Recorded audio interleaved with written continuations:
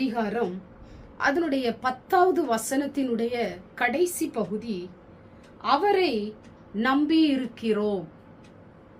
எனக்கு அன்பான தேவ பிள்ளைகளே, இந்த வார்த்தையை கேட்டுக்கொண்டிருக்கிற நீங்கள் ஆண்டவரை நம்பி இருக்கிறீர்களா?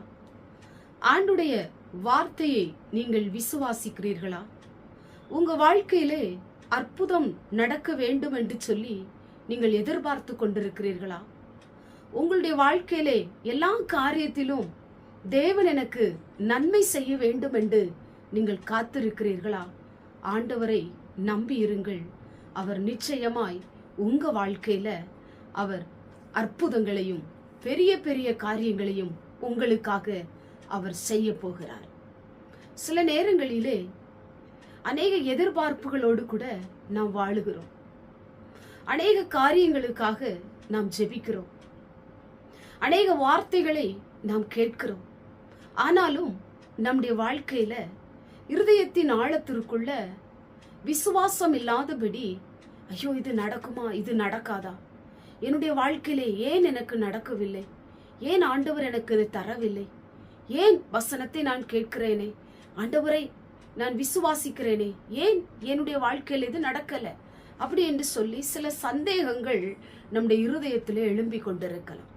முழு இருதயத்தோடு கூட நீங்கள் ஆண்டவரை நம்பும் பொழுது, அவருடைய வார்த்தையை விசுவாசிக்கும் பொழுது, உங்க வாழ்க்கையில ஆண்டவர் அற்புதத்தை அவர் செய்வதற்கு அவர் ஆயத்தம் உள்ளவராயிருக்கிறார். பல காரியங்களுக்காக நீங்கள் ஜெபித்துக் கொண்டிருக்கலாம். பல திட்டங்கள் போட்டு இருக்கலாம். பல முயற்சிகள் நீங்கள் எடுத்திருக்கலாம்.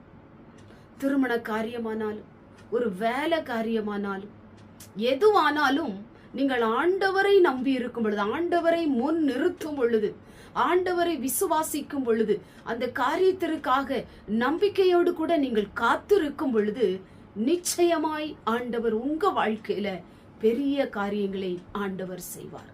வசனத்துல அவரையே நம்பி இருக்கிறோம்.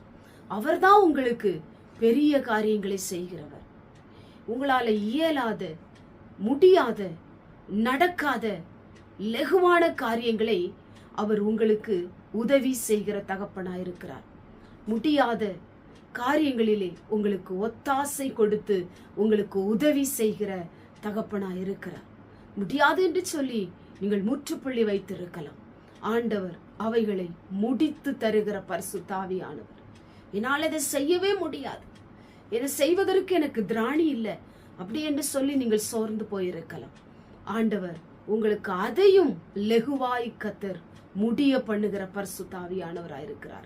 நிச்சயமாய் ஆண்டவரை நம்பி இருங்கள்.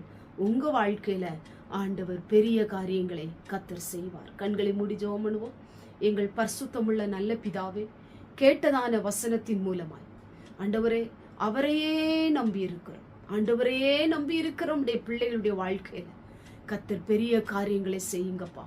சோர்ந்து போயிருக்கலாம், தளர்ந்து போயிருக்கலாம், ஆண்டவரே கலங்கி போயிருக்கலாம், துக்கத்தோடு கூட இருக்கலாம். உடைய பிள்ளைகளுடைய வாழ்க்கையில நன்மை செய்யும், அற்புதம் செய்யும், பெரிய காரியம் செய்யும்.